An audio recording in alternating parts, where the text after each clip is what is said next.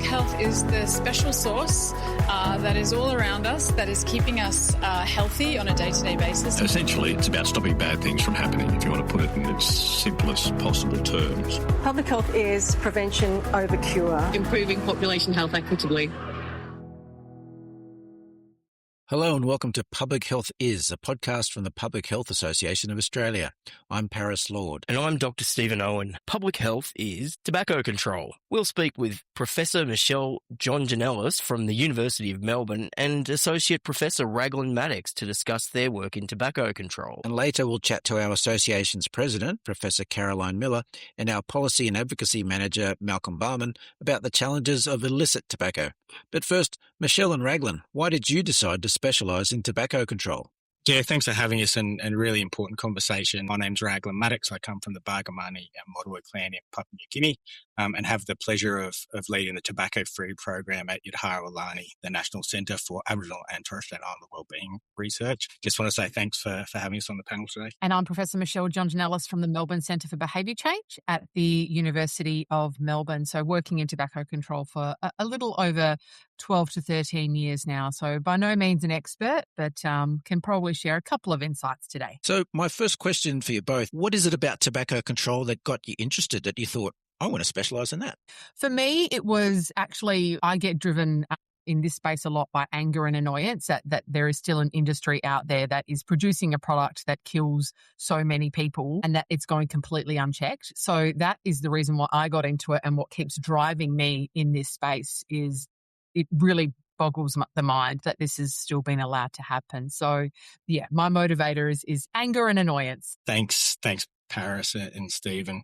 It's a great question. To be honest, I think I fell into public health. I was toying with the idea of doing medicine or something similar and spent some time doing a placement with an obs and gynae surgeon. And we kept seeing youth and young people coming into the clinic every Monday with essentially treatable diseases, and we'd give them a prescription and give them some advice and send them on their merry way, and they'd come back the next week essentially with the same issue. And so for me, the thing that really drives me is around opportunity, equity, social justice values, principles, those sorts of things. And looking at the clinical aspect, and it plays a critical role in our health system. We're incredibly lucky in Australia to have universal healthcare and other things, community-controlled health organisations. I was trying to think about what's the best way to support communities to be healthy, strong, fit, thriving. And so for me, it really challenged my idea of medicine and took me down the public health route where we can look at systems and structures that hopefully support communities and everyday Australians, our own families,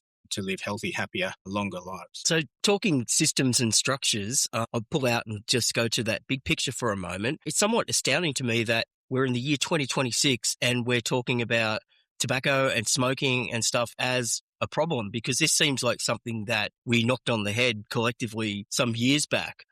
And now it's all across the media. It's being debated in Parliament.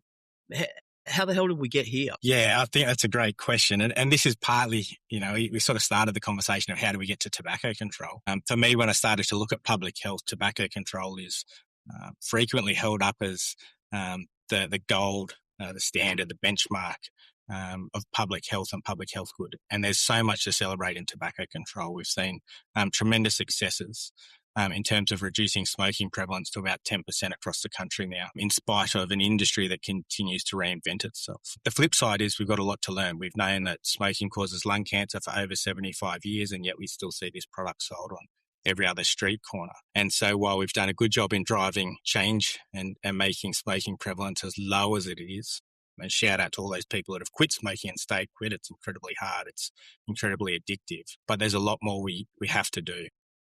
The industry continues to reinvent itself. It continues to make products and advertise and market its product to be healthier, safer, cleaner.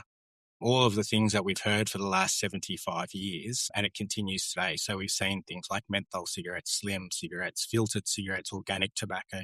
You name it, we've heard it. And that continues. So we're just seeing that with the next iteration of highly addictive nicotine products as the industry continues to work towards its legal obligations to act in the best interests of its shareholders. I think over the years we've done a really good job of addressing the demand side aspects of tobacco control, so supporting people to quit, although we could definitely be doing better in that space. The plain packaging, which limits the appeal of the product, makes it, less appealing so people might, less likely to buy it. Warning labels. But by doing all of that, we are really placing the burden on the individual to quit, and we're not focusing on, you mentioned systems, the supply side of stuff. And Raglan's spoken about, the industry is just going to continue reinventing itself. It's a for-profit industry. It has shareholders. It is doing what it's legally obligated to do. So I think when we talk about, why are we still talking about tobacco control in this day and age, it's because we probably haven't really nailed the supply side. And we're seeing that a lot with the illicit trade at the moment. We have 40,000 retailers selling tobacco products. We've got a lot of supply stuff that we haven't nailed yet. And I think that's the next step for tobacco control, is dealing with the supply side of stuff, not just focusing on the individual responsibility of someone who's addicted to something and just expecting that they're going to be able to quit easily. Because as Raglan pointed out, it's really hard to do that. Yeah, and just thinking about that, Michelle, I remember I was just reflecting on when I first entered the research and tobacco space. And I had my first set of focus groups and interviews around 2007. And there was a lady there that said to me, "Oh, Raglan, I come into the doctor and I catch the bus into the health service here and I hop off at the shops and I work past 7 tobacco retailers. They might not be promoted like that, but I know that they sell tobacco products. I'll see my doctor, I'll get NRT, I'll get patches, I'll get whatever advice, and then I'll have to walk past those 7 tobacco retailers on the way to the bus and go home." And so she said to me at the time, "Are you setting me up to fail? If I was walking past a crack dealer and I was trying to go through my withdrawal process and all those challenges, would you make me walk past 7 crack dealers to get medical support to quit smoking?" And so I think that's one of the messages that continues to ring in my mind is how do we set people up so that they can actually succeed? How do we create a safer space so that they can quit successfully? And I think, 15, 20 years later, we're actually at an opportunity where we are actually hearing those conversations and have an opportunity to make change and challenge the structures that are in place. So what would that look like then if we, two elements to the question, what would it look like to support for people who are addicted to nicotine, no matter how it's delivered? And secondly, crushing the supply side or making a real difference to the supply side. What would that look like in your view? To my knowledge at the moment, the PBS only allows monotherapy, and we know from an evidence-based perspective that we need a bit more than that. So we could be certainly making changes to make sure that people are accessing evidence-based support to quit and making it easier for them and cheaper for them to do that. I think that's a really great question, Paris. And to build on Michelle, I think, there needs to be better access to cessation support. We live in an incredibly diverse country. When I think about Aboriginal and Torres Strait Islander people, we're talking hundreds of languages, hundreds of dialects, urban, regional and remote locations. In terms of even accessing a GP, a health practitioner, a health worker, a pharmacist, it can be a challenge in itself. And then to access nicotine replacement therapies or nicotine products or medicines to help people stop smoking, we need to remove as many barriers as possible. As Michelle was saying, there's 40,000 tobacco retailers. So if it's easier to get a pack of smokes than it is to access support to quit, then that makes the decision for people. And so I think the more we can do to support people to quit, the better. And that includes trying to address the retail chain. When we look at something like petrol stations, there are about 7,000 petrol stations across the country servicing 70 to 80% of the population. So we know that there is an oversupply. We know that in other jurisdictions, in other countries, that they have regulated supply chains. We know that that means wholesale and retail licensing. It means that you have to have some accountability over your supply chain. And we see that with other products, right? We see with pharmaceutical products or other products that the manufacturer is actually responsible with making sure that that product gets to where it's needed to go, and that they're responsible for that from start to finish. And I think that's something that we haven't done as effectively, as efficiently in Australia, but we can learn from other countries around the world that are also tackling this challenge. One of the things we've heard, and this is particularly over the last 5 or 6 years, is from youth and young people. We saw during COVID and just after COVID that tobacconists and vape stores were popping up everywhere. And for me, working across the country, we kept hearing from young people saying, "Why do I walk to school and I walk past 5, 6, 7 vape stores or tobacco shops. Surely this product isn't good for us. We know this. We don't know how bad these products are for us, but I'd love to walk to school and not walk past all these shops selling these products. And they're selling these products in great colours. They're appealing shop fronts. They have a multitude of flavours. I really just want to walk to school with my friends and not have that in my face. And so we're continuing to hear things like calls for a nicotine-free generation, a smoke-free generation. I've lost count of the number of children that have said to me, we've known that smoking kills for so long. How come you keep selling it to my uncle or my auntie or my parents? Surely if we know it's this bad, we should just stop selling the product. Is a bit straightforward, and I know that there are sort of calls to, really crack down on how many people are selling the product. I want to come back just because you actually started to Raglan talk about what I wanted to ask about, which is, this sort of vexed nexus of vapes as one part of smoking cessation as a tool, but then also at the same time they were sort of sold to kids, illegally, but also marketed as being nicotine free. And I think for a long time there was this idea that there was no nicotine in any of these, especially the fruity flavored vapes and such. So we've got the genie out of the bottle with places everywhere popping up, selling all of these vapes. Now that vapes have been cracked down on, it seems that we've got this great big market of illicit tobacco that's followed out of that. And so now we have this great big supply chain of people who have been, hooked on vapes perhaps, and now are just, returning to this illicit cigarette thing. And it's something I've seen with people of my generation, like blokes who are 50, gave up smoking years ago, took up vaping because it seemed like a fun thing to do, and now they're back exactly where they were 20 years ago. That's a great point. And I guess when I was outlining sort of a very high level outline of the industry and the role it plays, it's around reinventing itself and coming up with products, because ultimately the tobacco industry has to act in the best interest of its shareholders. Generally, that'll be around making profit, trying to entice consumers to try their products and take them up at a young age, and then have a lifelong of addiction, essentially, where they keep coming back and purchasing the product and that industry continues to profit. What we've seen is tremendous success in tobacco control. And so we've seen tremendous declines in smoking prevalence, and we've seen tremendous shifts in uptake. We've seen young people not taking up smoking or tobacco use for decades. And so with that success, the industry has to reinvent itself and come up with ways to formulate and sell products or generate products for every occasion. And that's what we've seen with things like vapes or nicotine pearls or gummies or pouches. And so we'll continue to see, as the science evolves and people understand nicotine addiction and scientists understand nicotine addiction, that where there's profit to be had, that people will try and continue to engineer addiction for profit. And so that's essentially sort of the area we're at. We've seen now probably vaping products been around the Australian market anyway for the last 6 years or so, obviously been around the world a little bit longer, but I think we've seen market saturation and a real saturation of stores rolling this product out. And because it takes policy regulation and enforcement a little while to catch up, by the time we've caught up and that started to be enforced, and don't get me wrong, there's still a lot of improvement to make, including supporting people to quit, then there's another product. So the industry continues to innovate, they continue to adapt, and they do it incredibly quickly.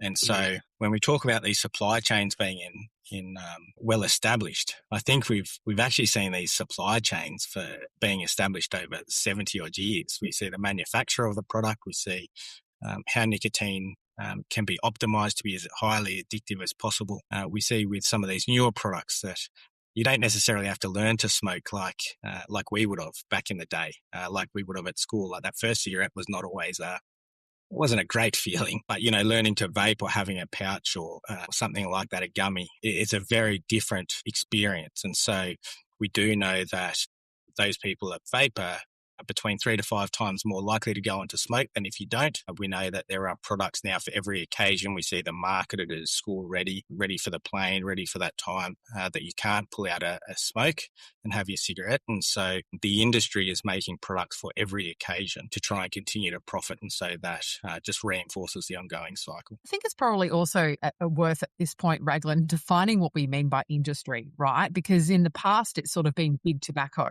But what we've gradually seen over time is a diversification of the industry. So when we say industry, I mean, I personally also mean industry actors. I mean, their retail sector allies. I mean, those people who are selling these products from convenience stores, from tobacconists, from candy stores, from mobile phone stores. In my mind, these are all part of this industry that are doing whatever they can to make a profit and sell a product to whoever they can, including children under the age of 18. So that's also something to bear in mind in relation to this. Is gone are the days when we were solely dealing with big tobacco. We are dealing with a much bigger industry now, and we need to adapt our regulation and our policy to make sure we're including all these additional actors that are part of this chain, in order to be able to reduce nicotine dependence and addiction among everyone in the population. And I guess just on that point, probably more a comment, but given the nature then of the industry as you've described it, Michelle, it's a lot easier for industry to have its mouthpieces quoted in mainstream media outlets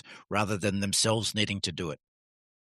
Yeah, so I mean, the industry, it's, we talk about this policy dystopia model that's come out of the University of Bath. This idea that there are third parties of third parties of third parties, and so you have these sources who are talking in the media about things, and at the end of the day, the person, particularly the background behind that, could be to the tobacco industry, or they're setting up these foundations to unsmoke the world, and they're not really doing anything to unsmoke the world at all. In developing nations, they are still promoting tobacco cigarettes, and they're undermining laws to that are intended to reduce smoking prevalence. So you're absolutely right that it's getting a lot harder to distinguish between an industry source and an unbiased source in the media. I think this is something we've seen for a long time. I think we've seen as the credibility of the industry has been challenged. The industry said if we know that tobacco products are harmful, we'll pull them off the shelves. These sorts of things that have come out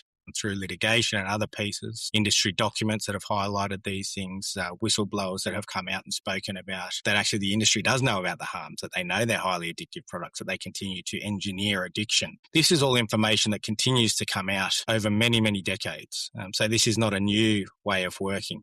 We know that they then fund research to create doubt. The Merchants of Doubt work, the Golden Holocaust, some of these books speak about the nature that the industry operates in. I was in Parliament a couple of years ago, and I remember I talked about children's right to health, and I got a lot of feedback that actually children have the right to smoke and whatnot. And I remember having sort of epiphany, this moment where I was like, I thought there was some like morals or values that actually children's health is really important, but when I started to think about it and think about, actually, we've known that this product kills for over 75 years. We know that 2 out of 3 people who smoke will die from tobacco-related disease. We know today in Australia, 66 Australians will die on average. 37% of all Aboriginal and Torres Strait Islander people will pass away from tobacco use. For me to think that there was some sort of ethical or moral line that they would not cross, that children was something that might be off limits, probably was a nice reminder to myself about the insidious nature of the industry, and that they're here doing a job to serve their clients and to serve their shareholders, and that regardless of age, sex, gender, indigeneity, they're going to continue to market their product regardless of the harms that they continue to cause. It's interesting, Raglan, sort of something that you just mentioned there was this idea of the narrative that they're invoking is freedom of choice, right? Children have a right to do this. Adults have a right, it's freedom of choice. And so whenever governments or policymakers try to introduce restrictions for the sake of public health, there's this, well, hang on a minute, you can't take away the rights of an adult to decide what they want to consume or not want to consume. And the irony in all of that is that it is actually the industry that has taken away the person's right to choose by addicting them to a product that kills them. And unfortunately, that irony gets missed in the 30-second radio grab. And it's the lovely logos and slogans of the industry around freedom of choice that get picked up over the sort of underlying thing. So we also need to watch out for the specific narratives that are being used against us in this space as well. Yeah, the irony of addiction being a personal choice is one that always gets me. It also cracks me up because sometimes when I'm talking to people, I'll ask them to reflect on what was your first memory of your first cigarette or your first vaping product. And generally, if you don't smoke or vape by the age 25, you won't go on to take on these products. So there's very much a targeted effort at young people. And it's very interesting, and I challenge all of our listeners to think about that first memory of smoking or vaping. And, how much of an informed decision was it? Kids at 10 years of age making informed decisions that, yes, I want to smoke this pack of smokes, and I want to have this lifelong addiction and take 10 years off my life, or are they just experimenting with their friends and peers? So I guess that's where we really have to think about, do we need 40,000 tobacco retail shops selling this product? Or do we need it in a more regulated manner, like we see with pharmaceutical products or alcohol or other things? These are stores that you have to be 18 plus to go into, and they have to be very specialised or certain areas, requirements. And so that's where we've sort of allowed this product to continue addicting people and normalising it like it's any other product sold at a convenience store, when the reality is it isn't. Michelle, I'm going to ask you a question, and I'm going to give you this. Well, it's a pencil, but it's also a magic wand. You wave your magic wand. What would be the first thing you would do to cure or fix this problem? I mean, I want to dismantle the tobacco and nicotine industry. Don't ask me how I'm going to do that necessarily, but that if I had a magic wand and I didn't have to worry about what exactly the legislation needed to say to do this, that would be what I would do. I'd get rid of them entirely. And I think it sort of speaks to the principle of it. This idea that an industry can profit from harming people is incredibly challenging, regardless of intentions. The fact that we know that this product is harmful and continues to be sold is really challenging. We know, and we've seen many other products that aren't causing as much harm be pulled off the markets. We've seen things like asbestos, leaded petrol, leaded paint, sunbeds, engineered stone. These things get pulled off the market every year at Easter. When we see the Easter show come out, if there's a choking hazard, they pull it from show back. So regardless of the 24,000 Australians that pass away every year, regardless of the mass harm, and when we talk about harm, like I'm talking about deaths, we're not just talking about that. We're actually talking about the quality of life lost. We're talking about diabetes, emphysema, gangrene, all of these things that actually really impact everyday Australians, but we actually don't get to talk about it. And so one of the things we've also been hearing from communities over the last couple of years is actually, when's an opportunity for us to talk about the harms the industry has caused us? When do we get to mourn those loved ones? Because when someone passes away, now's not the time to talk about it. We'll talk about this like in the coming months and weeks and years, but we don't talk about it at a funeral. We don't talk about it when someone's diagnosed with a tobacco-related illness. And so there's this real sort of truth-telling opportunity that communities have been asking us for, that they want to talk about their experience with tobacco. And when I think about Indigenous people, and I'm calling in from Ngunnawal and Ngambri country, Aboriginal and Torres Strait Islander people were paid in rations of flour, sugar, tea and tobacco up until the late 1960s. And so when we're talking about intergenerational teachings, we're seeing generations where tobacco use was normalised, the addiction was normalised. And so now we're trying to reverse that. And that's where we need structural change, structural reform to remove the ability to profit from causing mass harm to everyday Australians. Well, final questions for you both. Is there anything about the discussion that we didn't touch on that you'd like to mention now? I guess in today's age, we have incredible access to information. We all have access to the internet. We all have access to social media, all of these things. But it also means there's a lot of misinformation and disinformation. Right. It opens up opportunities for marketing, for normalising or purporting the normalisation of addiction, normalising that, everyone's vaping, everyone's smoking, when the reality is we know that it's only about 10% of the population. And the same goes with the illicit trade. So people talk about, the illicit trade is so big. And it's true, it's a challenge, and I'm not going to deny that. It's absolutely a challenge, and we need to get on top of it because current and future generations are going to carry that burden if we don't. But if 50% of the market or 60% of the market is illicit trade, we're talking about 5 or 6% of the population that is currently breaking the law. When I think about those challenges, I think about, I drive here to work in the morning, I go through a couple of school zones. I know that Australians get caught speeding in school zones, but the thing we're not saying is, people are speeding in school zones. Let's increase the speed limit. If the speed limit's 80 in a school zone, we want our children to grow up in a safe society. So actually, let's enforce the law. Let's make it a safe environment. Let's reduce the number of retailers so that we can enforce the law and make sure when people are using tobacco, we've got as much support around them as possible so they can quit and stay quit, and they can live healthy, prosperous lives. I think that's really interesting, and I like how you talk about, love and care. We do want to love and care for people, and as much as people in public health are horrible nanny statists who just don't want anyone to have any fun, really and truly that is at the core of it. I think what we've been sort of skirting around and is that there's quite a discursive effort to normalise these things. I mean, I had the unfortunate privilege of listening to a talkback radio show the other day, and the host was very much of the opinion that there should be zero excise on tobacco. And now this sort of discourse gets shaped by particularly, sort of powerful, well-connected actors. I wonder, how this ends up informing not just public debate, but policy and things like that as well. Yeah, I mean, I think you raise an interesting point about, and I'm not sure if these were the exact words you used, but there seems to be an attack on public health at the moment when it comes to tobacco control. There's, those of us who are, wanting a healthier society are called overzealous advocates. We've got our heads in the sand around this.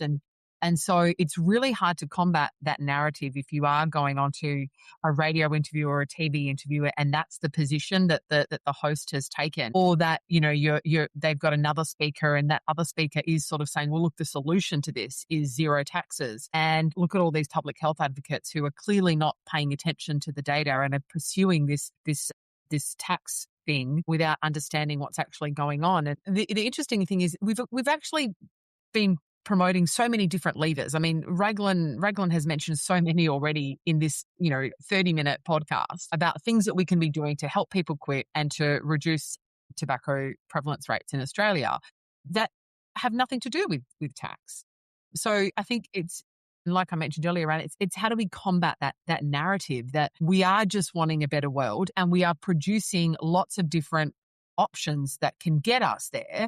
Why are we focusing on one thing that doesn't have the evidence behind it? And it's because we've got industry interfering with not just the media, but also political processes as well. And they're driving this. I mean, the industry has been producing illicit tobacco reports for years. The last decades, it's, you've got KPMG writing a report and then you've got someone else writing a report. And so this isn't a new thing, the fact that an illicit market exists. But the narrative has certainly shifted over the last year or so. Yeah. Look, I mean, we're seeing all the time that this is a problem that the government has apparently created by taxing too much. The, amount of times you come up against this is just incredible.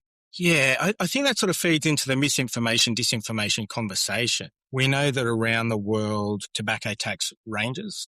We know that there are countries that have extremely high tobacco tax, and we know there are countries that have extremely low tobacco tax. If we look at the Western Pacific region alone, we have among the highest, if not the highest, tobacco tax and the lowest tobacco tax in the region. And both highly taxed and essentially no tax products, there are illicit markets. And if you look at somewhere like the US, which has among one of the largest illicit trade in the world, you don't necessarily hear the same conversations that you hear here in Australia. And I'm not trying to pretend that the illicit trade is not an issue. Like every person around Australia will know that illicit trade is absolutely an issue as we see stores pop up everywhere. The challenge is around enforcement. And I think we've just been a bit slow to act in the enforcement aspect. We are incredibly lucky in this country that we have a sea border, but we have challenges once this illicit product enters the country. And we know that people will do whatever they can to make a buck and profit is there. And so actually what we see is this constant oversupply of this product. We see the market flooded with product and made highly accessible and cheap. So the reality is, if we reduce tax to zero,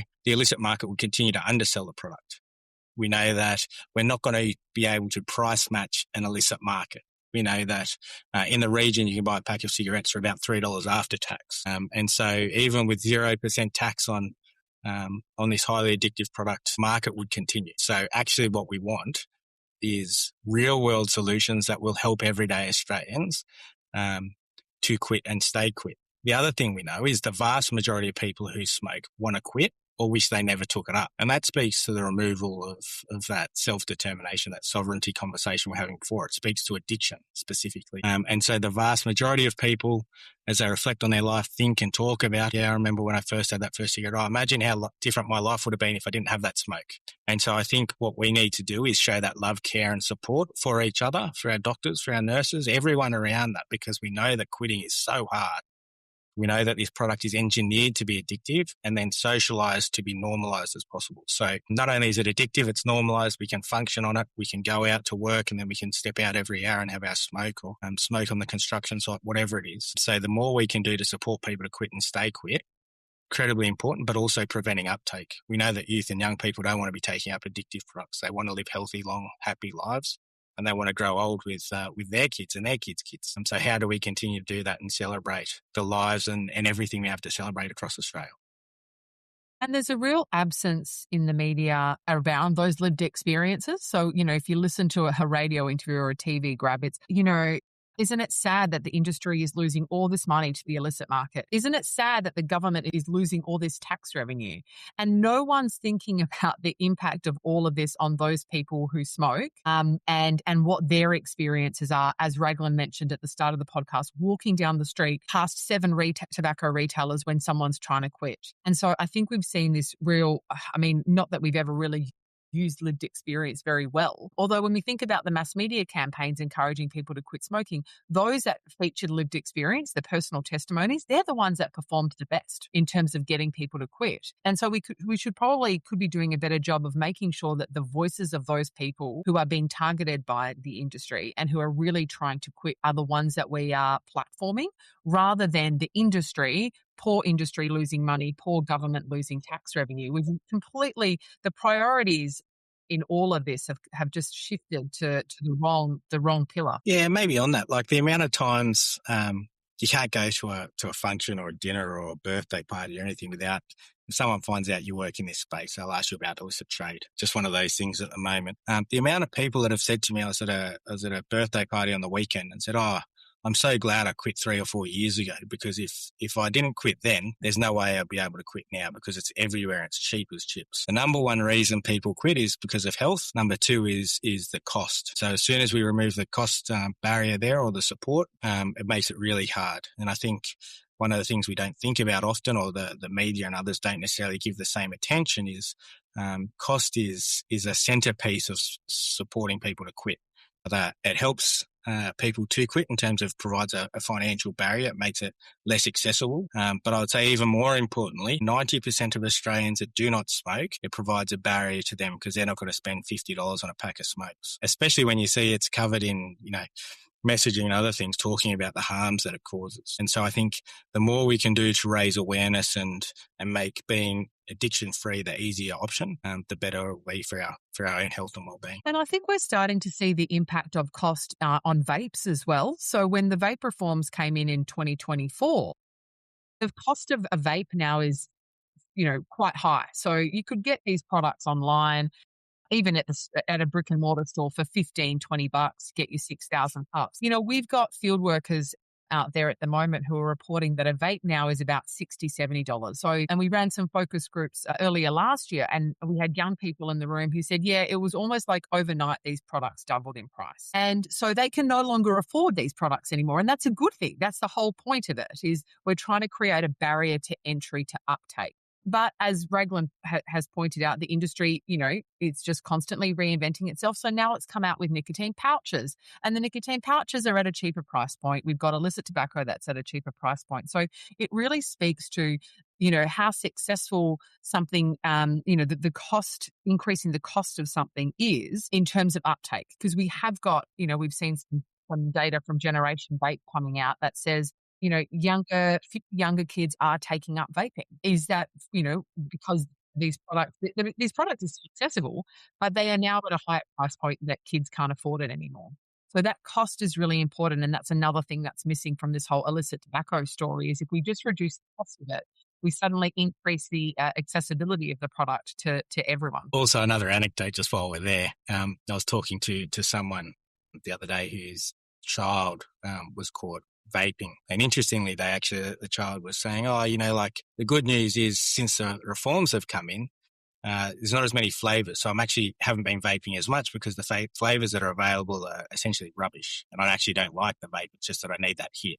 So we're starting to see that sort of change in how people manage their addictions and smoking topography or vaping topography, how they consume the product. And again, this is just even more reason that we need to have sort of wraparound supports for people to access NRT. I think we have some on the PBS, but we need to go above and beyond the PBS. We know that not everyone can access it. And so we need to make sure that there are cessation supports that can be used in a sort of comprehensive manner to help look after the health and well-being of all Australians. I think it's the thing that we do as researchers and as public health people is we always look at the evidence before we make a suggestion or want to change law or anything, we're always looking at, well, what's the evidence behind it? And so, unfortunately for us, that means we often have to take our time and wait for the evidence to come to light.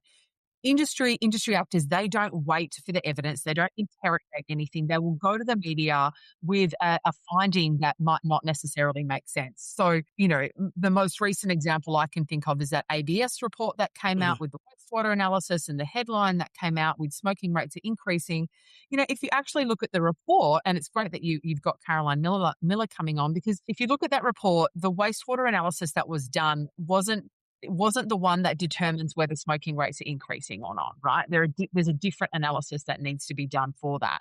But that report went out, and it's gotten picked up by the media, and it's gotten picked up by the industry actors. And we've taken our time and gone, right, let's read the report carefully. Let's look at the data. And it's been now, a month? And we're finally sort of figuring out that the report was very, very poor. But if we go to the media now with that, no one's going to pick up that story. It's that saying that a lie has spun the globe twice before truth has a chance to put on shoes. And that's exactly the case here. Is we're battling that constant, the industry just going out to the media with, regardless of that information being true or false, and then we have to play catch up. Malcolm Baalman in our office was deeply upset the moment that release came, or the report came out, because he looked at what the data actually said, and it was not saying what industry and the Australia Institute and others were quick to jump to.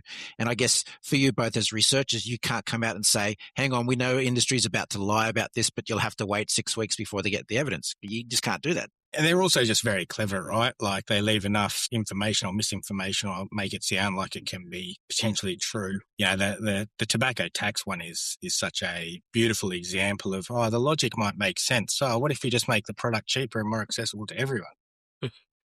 Yeah, okay. But does it resolve the issue? Does it help address the harms that the industry continue to cause? And we've seen also around the world, other countries do it, right? Like we've seen Canada and others reduce tax, and as a result, you see uptake increase. But yet we go, but they're different to us. We're unique. And a few more $1 billion in the pockets of each of the big companies. Any final bids for closing thoughts? For those people that smoke, make sure you call your local doctor, GP, see the pharmacist, or call the Quit line, or download my Quit Buddy app. Appreciate that smoking and nicotine addiction is incredibly hard, but there is support out there in your community. And have those conversations with your loved ones about the benefits of being smoke-free, nicotine-free. For those people that are concerned about addiction, that have loved ones that are grappling with addiction, when there is talkback radio, like we've talked about, make sure that those voices of people grappling with addiction are also heard. Too often we hear from people that are profiting, that have a vested interest that will continue to profit from the harm of everyday Australians. And so it's really important that we actually hear from all Australians about their experiences in quitting and staying quit. And in wanting the oversupply of tobacco to be reduced as well. Like that's another thing that comes up in talkback radio that I've noticed. It's, why are there so many retailers selling this product? Why do my kids have to walk past 7 retailers selling illicit tobacco and vapes on their way to school? This shouldn't be allowed. So we need to platform those voices as well. Yeah, a bit of a sense check, hey? Yeah. I want to thank you both very much for your time. Thanks so much for having us. It was a fun convo. Yeah, thanks. Thanks, Paris and Stephen. Appreciate it.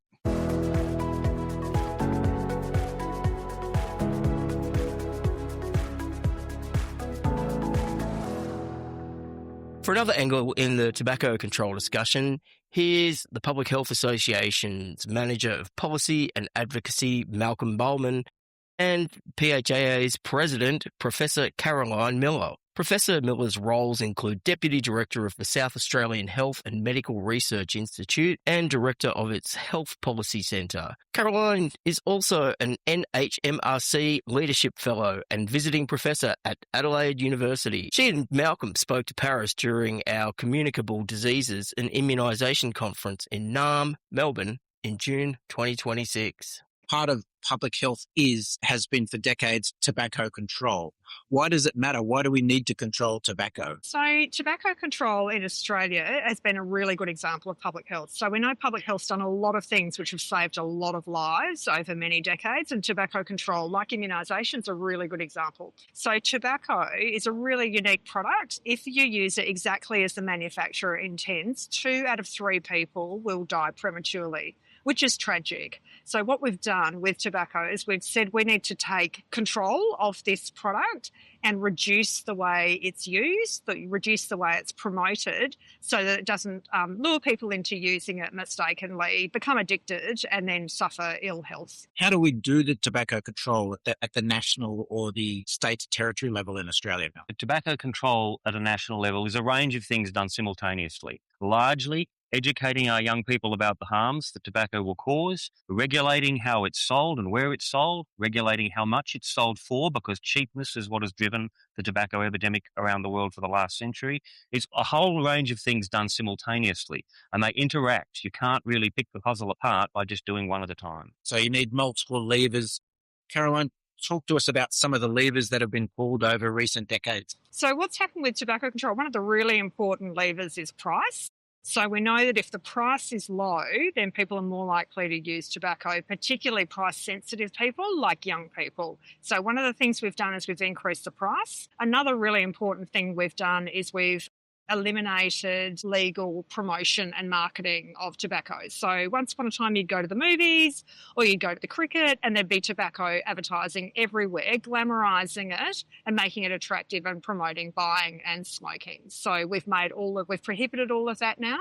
And then Australia's actually gone right ahead and led the world and taken away any promotion on the pack itself, and we've introduced plain packaging. We've also restricted where you can smoke so that people aren't exposed to passive smoke, which we also know is harmful and can lead to serious diseases. They're squealing by industry along the way because they'd say, oh, look, ours is a legal product. We're allowed to sell it. What do you mean we can't advertise it? When I started working in tobacco control, which was in the 90s, the industry was saying that nicotine was not addictive. And they were also saying that smoking was no more harmful than having a couple of biscuits with a cup of tea. So industry have not been honest about the harms of tobacco and about the way tobacco has worked. So public health has had to work against industry, debunk those claims. It's led with science, and what it's done is it's systematically dealt with a product that is uniquely harmful and has been the leading cause of death and disability for Australians. The control measures, the restrictions in advertising, how has that played out within governments? What have governments had to do to make that a reality? So governments in Australia had to legislate and enforce laws, starting as far back as the 1970s, to create that regulatory model that would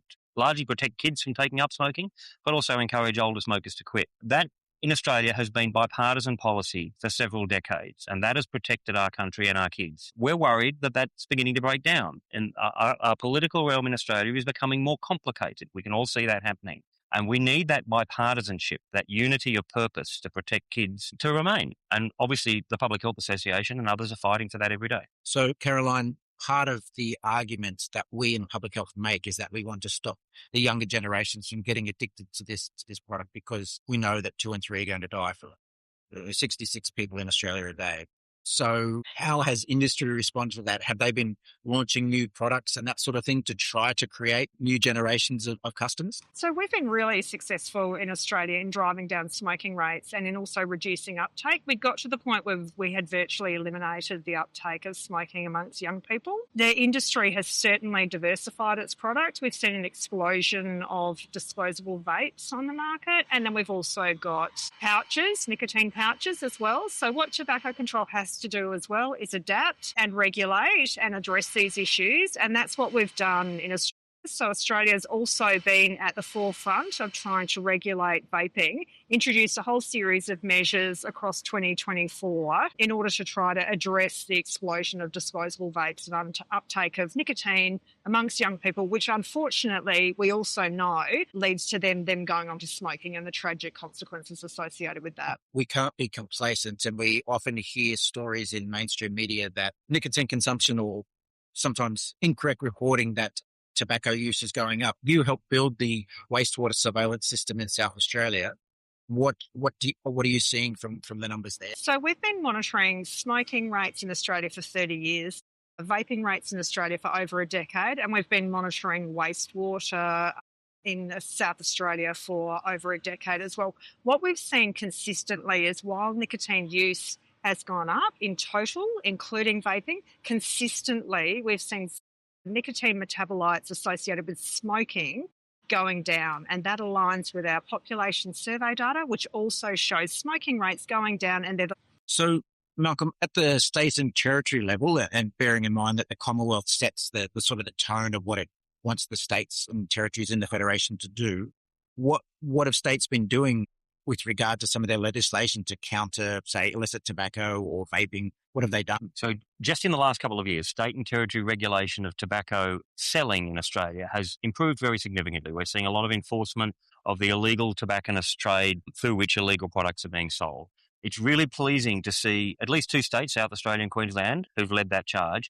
In South Australia, it's really pleasing to see the consumption rates of tobacco going down, not just staying the same, not going up, but going down. And that's important because in the last half decade, with an increasing amount of cheap tobacco defying our laws available and the surge of use of vaping, which we know is a window to high rates of smoking use, we could have feared that tobacco consumption in this country would, in fact, start to go back up again. If we get this country through this period without that happening, it will be a terrific success. And the evidence coming out of South Australia recently suggests that it is still trending downwards, tobacco consumption. There's nothing more we would have asked for than that result, and we hope it's replicated everywhere else in Australia. Were there any other areas of tobacco control that we didn't discuss that you wanted to explore or to let people know? The really important things that we've seen happen in South Australia and also in Queensland is a really strong early investment in enforcement. So our state government put a lot of resources into enforcement around vapes and tobacco earlier in the piece than other jurisdictions.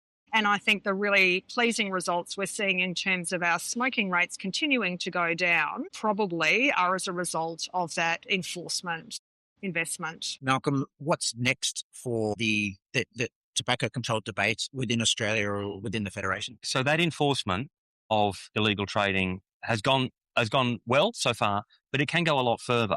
What we've managed to do is prove that you can constrain illegal tobacco trading at a local level. There's a visceral reaction against it by small business traders in areas where dodgy tobacconists are operating. There's a visceral reaction against it by the community and by families. We can go further.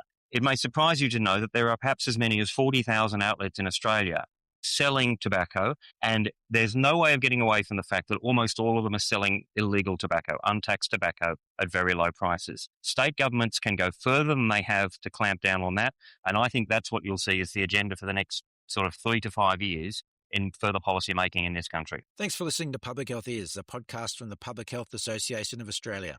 It's created on the unceded lands of the Ngunnawal and Ngambri people in Canberra, Australia. Learn more about the association and the benefits of membership at phaa.net.au. Public health is the special sauce. Stopping bad things from happening. Public health is the special sauce. Stopping bad things from happening.